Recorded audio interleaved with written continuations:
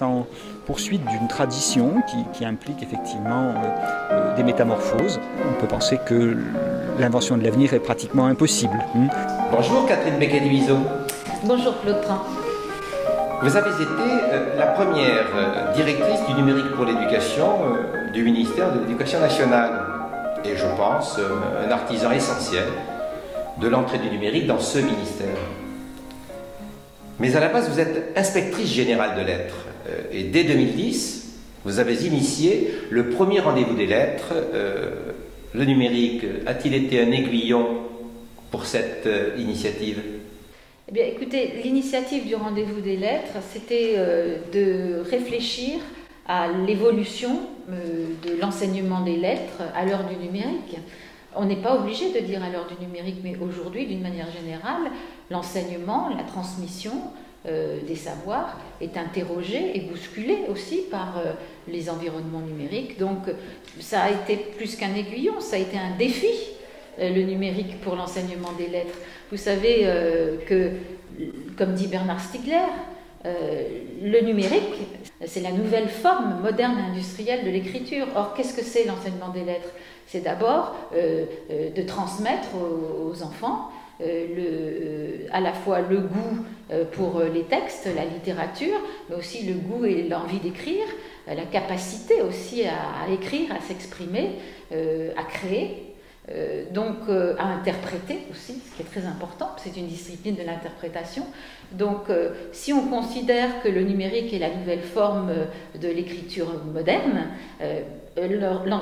l'enseignement des lettres doit être reconsidéré à l'heure du numérique. Donc oui, le numérique a été un élément très important, un levier très important de réflexion pour nous, à l'Inspection générale de lettres. Nous avons voulu, même avant 2010, puisque nous avions organisé à l'ESN plusieurs sessions de formation des inspecteurs de lettres pendant 4 années successives, pour qu'ils puissent reconsidérer à la fois leur métier, leur mission, leur rôle auprès des enseignants à l'heure du numérique. Donc oui, je pense que c'était dès le départ une interrogation forte qui se poursuit aujourd'hui et qui a donné lieu d'ailleurs à plusieurs formations et événements dans le monde des lettres où on a produit beaucoup de ressources, constitué beaucoup de réseaux sur le terrain avec les enseignants, des réseaux de réflexion, des réseaux de production de ressources.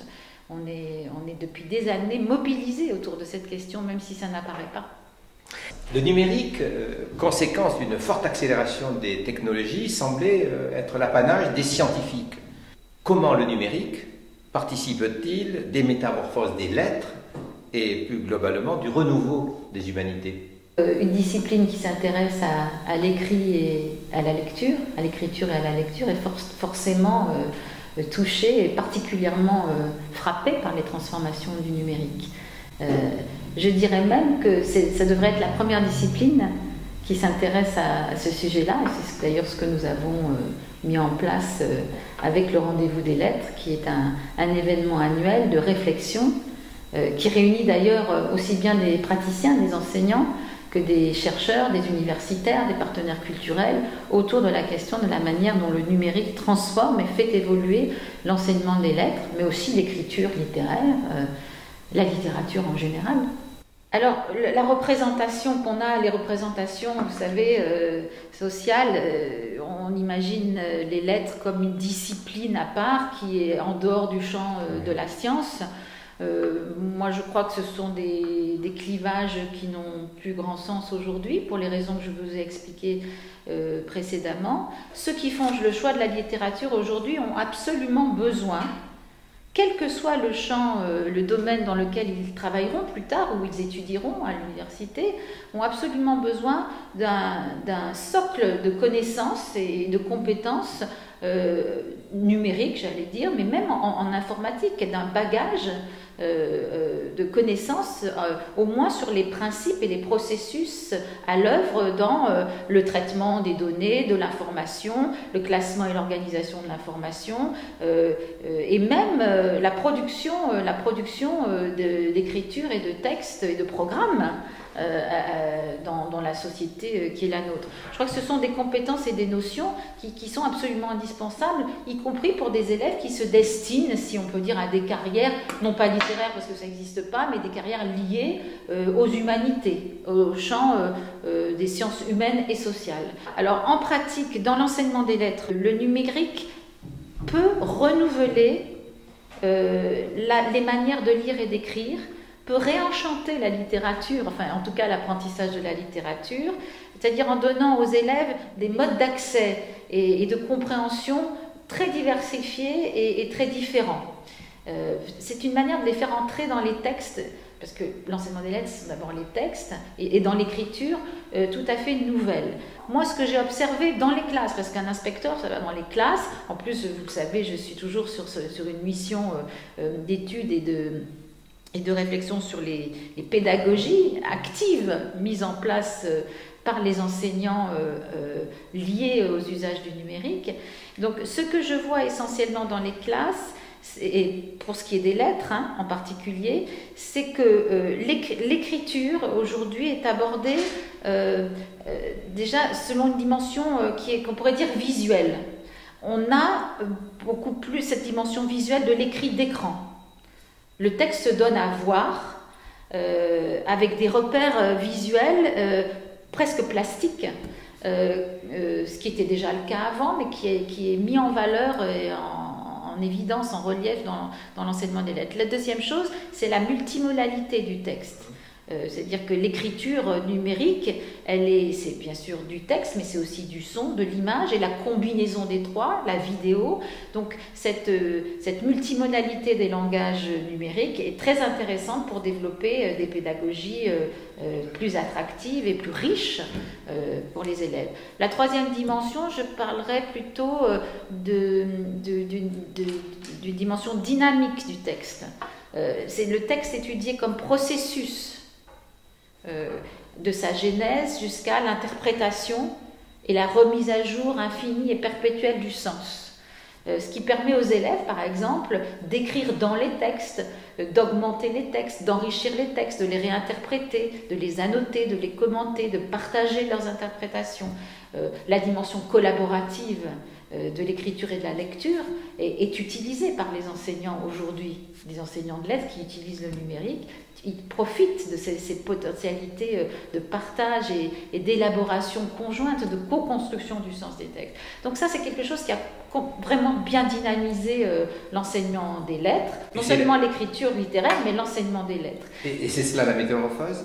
Et la métamorphose, pour nous, on a parlé de métamorphose pour ne pas parler du numérique comme une rupture ou une révolution, mais comme quelque chose d'un processus continu qui va de l'Antiquité jusqu'à aujourd'hui. C'était d'ailleurs le thème du dernier rendez-vous des lettres, culture antique, culture numérique, les métamorphoses de la transmission et de l'apprentissage à l'heure du numérique.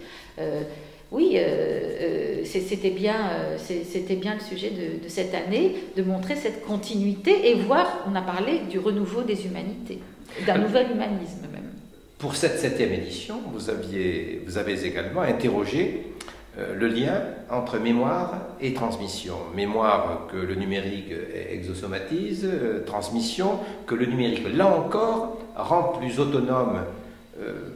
Comment l'école, selon vous, interpellée par ce nouveau monde, peut-elle s'adapter ? Bon, on parle souvent, on dit que la mémoire est externalisée, que les connaissances peuvent être enregistrées et archivées à côté de la tête. À côté de la tête. À côté de la tête de l'élève ou de l'apprenant. C'est oui et non. On a effectivement une masse d'informations et de données qui sont enregistrées, archivées, même d'ailleurs parfois avec des principes de classement et d'organisation, avec des architectures. Mais ce qui est important, c'est ce que l'élève va pouvoir en faire, comment à partir de cette quantité d'informations, il va construire sa connaissance, il va construire son savoir. Donc, que doit faire l'école ? Eh bien, je crois que le rôle des enseignants, d'abord, c'est de de leur apprendre, de leur donner les outils intellectuels et non pas matériels, les outils intellectuels pour se repérer dans ce monde des informations, pour leur apprendre à les trier, à les organiser, à les interpréter aussi pour en faire, pour construire des connaissances. Ça, c'est le premier point. Ensuite, il est évident que le rôle du maître ou de l'école est plus d'accompagner, de conduire dans un cheminement et dans une pensée cohérente et rigoureuse les élèves, plutôt que de leur transmettre un savoir préétabli, définitif, arrêté. On est là aussi dans quelque chose qui ressemble à ce que je disais tout à l'heure quand je parlais de processus d'écriture plus que d'écriture. On est là dans une démarche dynamique d'accompagnement de la transformation et d'accompagnement de l'accès au savoir. Le rôle des inspecteurs dans ce cadre aussi change. Parce que l'inspecteur n'est plus celui qui, au fond de la classe, contrôle, valide, juge, et même s'il a un rôle d'évaluateur aussi, mais il est plutôt celui qui va réfléchir et aider l'enseignant à réfléchir sur ses pratiques, l'encourager à innover, non pas innover pour l'innovation, mais innover parce que je crois qu'aujourd'hui l'enseignant doit être dans une démarche de remise en question permanente de sa pratique, de sa manière de prendre en compte la diversité des élèves et la diversité des façons d'apprendre, et que cela l'oblige lui aussi à se mettre à jour régulièrement, et que le rôle de l'inspecteur, c'est cet accompagnement et cette orientation, mais aussi cette valorisation des différentes expériences pédagogiques qui sont multiples et qui ont lieu dans les classes que je visite très très souvent. Je vais le plus possible rencontrer les enseignants dans leur classe. Je vois que cette démarche de recherche, finalement on pourrait parler de démarche de recherche, est en cours et qu'il y a une très forte appétence des enseignants pour la recherche et pour la mise à jour aussi de leurs connaissances dans ce domaine. Je voudrais également citer, pour rebondir un petit peu sur ce que vous dites sur les pratiques des enseignants, sur ce que dit Nathalie Mons. Nathalie Mons invite l'institution, donc au-delà du professeur et de l'inspecteur, à s'appuyer sur les collectifs enseignants qui, sur le terrain, produisent de vrais projets collectifs. C'est effectivement le constat que vous faites, c'est le constat que nombreux observateurs font. Est-ce que c'est par là que passera une amélioration des résultats qu'observent les enquêtes nationales et internationales?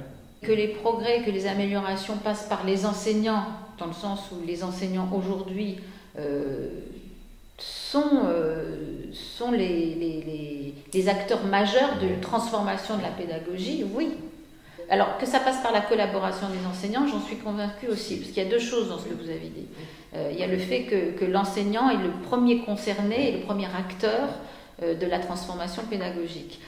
Évidemment, et c'est ce que je constate quand j'inspecte ou quand je vais dans les classes, c'est cette évolution très rapide des postures de l'enseignant et cette capacité de chercher et de trouver des solutions à des problèmes particuliers. Le problème essentiel, vous avez cité PISA, vous avez évoqué PISA, c'est quand même les inégalités entre les élèves. C'est la reproduction des inégalités sociales à l'école. Donc la réduction des inégalités, elle passera par une différenciation de l'enseignement, de la manière de conduire l'élève à la réussite, c'est bien ça qu'il s'agit, et donc d'adapter l'enseignement à son public, à la diversité du public. Donc là, le numérique aide beaucoup, et les enseignants, ceux qui s'emparent de ces potentialités, le font assez bien. Mais effectivement, ils ont du mal à le faire seuls. L'enseignant isolé dans sa classe a du mal à avancer s'il n'est pas à la fois accompagné par les cadres, c'est-à-dire son chef d'établissement, une équipe, un formateur, ses inspecteurs, s'il est seul, et en même temps s'il ne collabore pas avec ses pairs. Aujourd'hui, l'invention pédagogique, elle se fait entre pairs. Et oui, je dirais de plus en plus de communautés d'enseignants, non seulement parce qu'ils en ont besoin de réfléchir à plusieurs à leur pratique, mais aussi parce que le numérique et les plateformes le permettent, et que de plus en plus de communautés se construisent. Mais ces communautés, elles ont quand même vraiment besoin de l'accompagnement et de la reconnaissance de l'institution. C'est-à-dire qu'il ne faut pas que ça parte du haut vers le bas, mais il faut que quand un enseignant construit et structure quelque chose, l'institution soit là non seulement pour l'encourager, mais pour valoriser, pour publier aussi, pour formaliser et publier ce qu'il se fait, pour les mettre en relation aussi avec l'univers de la recherche, des laboratoires de recherche. La transformation des supports de l'écrit a entraîné tout ce mouvement de transformation de la transmission et de l'enseignement. Merci beaucoup.